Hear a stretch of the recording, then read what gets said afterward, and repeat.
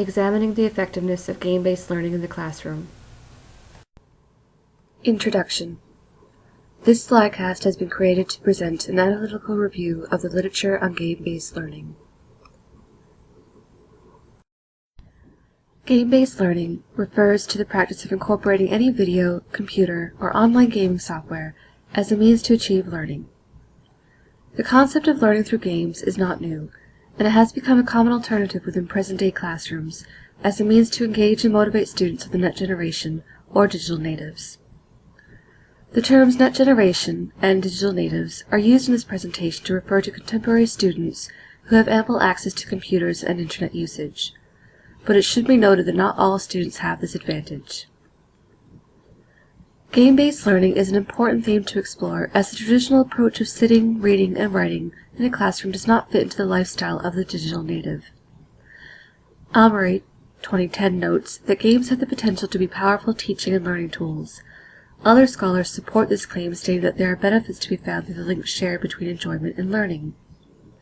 Furthermore, Kettelholt and Shifter, 2011, indicate that present-day students are accustomed to operating a variety of media, participating in active learning, and that game-based learning caters to the strengths of 21st century learners.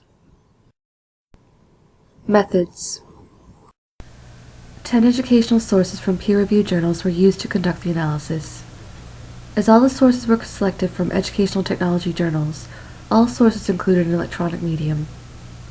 In order to ensure relevancy, the analysis only included sources that held keywords within the titles of the selected articles. These keywords were game-based learning, effectiveness, serious games, digital games, and education. The studies represent a global perspective on the effectiveness of game-based learning and were conducted between the years 2007 and 2012. The participants in all of the studies included both males and females. For the purpose of this analysis, the study participants were classified under 3 categories: adolescent students, employed educators, and pre-service teachers. All participants within the studies had varied game experience prior to the launch of the respective studies. Each of the studies focused on specific elements that pertained to game-based learning, namely the effectiveness it had on learning, student and teacher perceptions, and issues that surround implementing game-based learning within the classroom. The main purpose of the analysis was to recognize commonalities and patterns that emerged from the studies regarding the effectiveness of game-based learning. In addition, other studies were reviewed in order to provide some background information about game-based learning. Findings. Overview. The 3 prominent themes that emerge from the findings of the 10 studies include student acceptance, teacher perceptions and challenges in accepting game-based learning, and time and support. Student acceptance. Most of the studies involved in this analysis made some reference to student perspectives on game-based learning. However, 3 studies in particular focused entirely on student perspectives. Holmes stated that students value game-based learning because they feel engaged. Studies indicate that digital games do not measure success in the same manner as traditional school tests. By learning through games, students are able to fail at a level or an objective and return to the last save point and try a different tactic as opposed to merely failing a test. Students value this sense of accomplishment that is gained through trial and error. The level to which students accept game-based learning within the classroom is dependent upon previous experience with video games, and while gender does impact the level of experience students initially have had with video games, a study has proven that the impact lessened through practice. Teacher perceptions and challenges in accepting game-based learning. The analysis revealed that throughout all of literature and research there is one important factor that equates to successful merging of game-based learning within the classroom: teachers. Kettelholt and Shifter acknowledge that in order for game-based learning to become a commonplace feature within the classroom, educators must recognize game-based learning as a useful tool. Kenny and McDaniel stated that it was unwise to assume that upcoming teachers are familiar with new technology, and this reflects the sentiments expressed in Sardone and Devonshire's report that stated that most pre-service programs only require 1 course pertaining to technology. All the studies in the analysis have an underlying tone of concern that addresses the attitudes of teachers. Sardone and Devonshire state that if teachers have poor confidence or experience with video games, then they are less inclined to promote this method of learning with students. The studies are unanimous in illustrating that in order for game-based learning to be effective, It has to be accepted and advocated by educators. Kettlehut and Shifter also indicate that if educators do not consider a resource such as game-based learning as having any legitimate value, then it will not be incorporated within the classroom.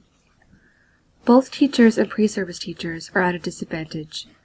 Practicing teachers are exposed to very little professional development that provides adequate training in an area that is constantly evolving. And pre-service teachers are not participating in programs that will prepare them for 21st century classrooms. Time and support. The effectiveness of game-based learning in the classroom is heavily dependent upon time and support. Teachers have to spend time locating, reviewing, and practicing an actual game prior to introducing it to class or forming lessons based on the game. Educators have set time limits on which to follow curriculum material, and the length of class time for any given day is a finite number. In addition, the amount of time students have with a video game impacts success. Studies throughout the analysis argue that it should not be assumed that all students are familiar with video games simply because of their age. Availability and suitability of appropriate technology is another factor that obstructs the growth of game-based learning. All the studies within the analysis make note of the impact lack of adequate technology has on embracing game-based learning.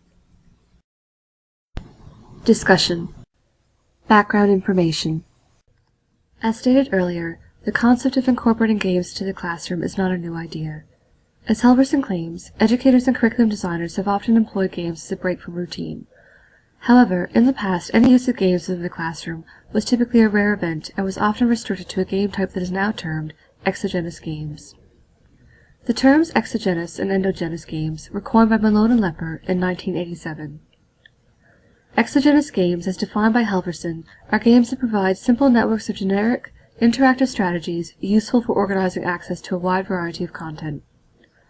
Helverson defined endogenous games as games that connect game design and domain content by integrating relevant practices of the learning environment into the structure of the game.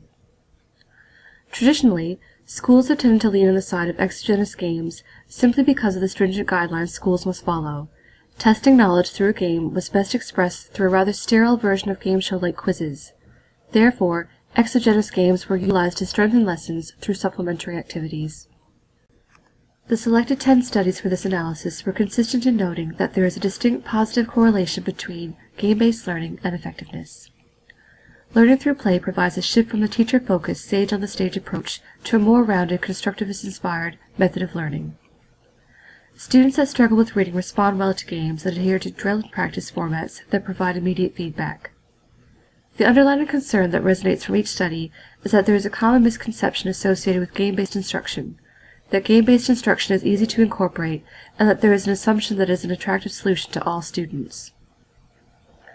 The studies all mention the pervasive notions that exist within society that considers contemporary students to be different from previous generations, that the contemporary student is unable to learn through traditional means.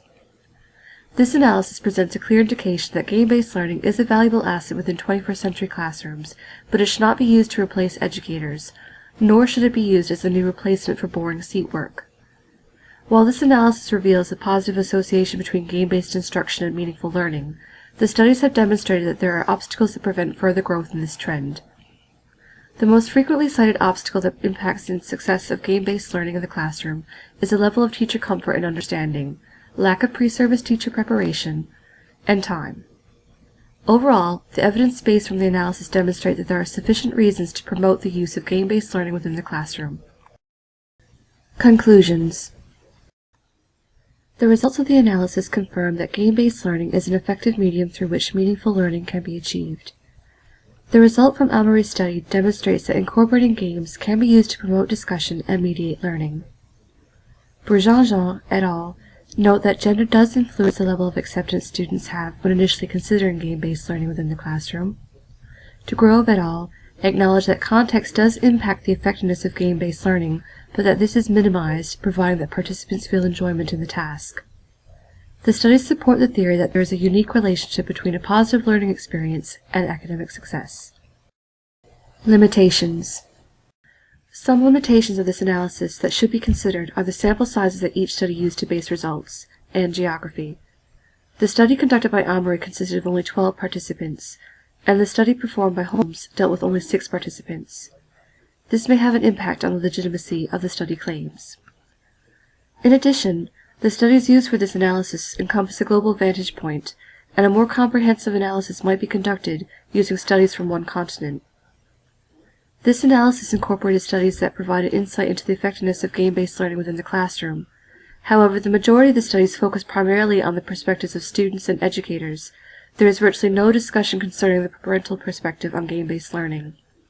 Furthermore, only one study specifically acknowledged the impact that gender has on student acceptance of game-based learning, and so this must be kept in mind when considering student acceptance. As mentioned earlier, the level in which students accept video game-based learning is dependent upon previous experience of video games.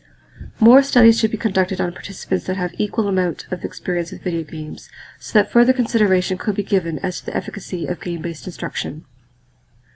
Each of the studies made references to popular scholarly literature that advocate the use of game-based learning, but only one study warned that literature alone must not be used to stipulate technological integration within the classroom, but rather advocated that administrators must consider empirical evidence. Implications. Findings from this analysis reveal that by implementing game-based instruction within the classroom, the traditional role of a teacher is evolving. Kenny and McDaniel state that in order for educators to make the transition efficiently, more emphasis must be placed on altering the existing pre-service teacher curriculum. Furthermore, the studies demonstrate that educators should dedicate time to promote video game literacy, and that the more time a student has with a video game, the higher potential for meaningful learning. In addition, administrations for schools and universities must start accommodating funds to achieve 21st century learning outcomes. References. The following journals were used for this analysis: Australasian Journal of Technology, British Journal of Educational Technology, Canadian Journal of Learning and Technology, Computers and Education, Electronic Journal of E-Learning, Learning Media and Technology, Journal of Research and Technology in Education,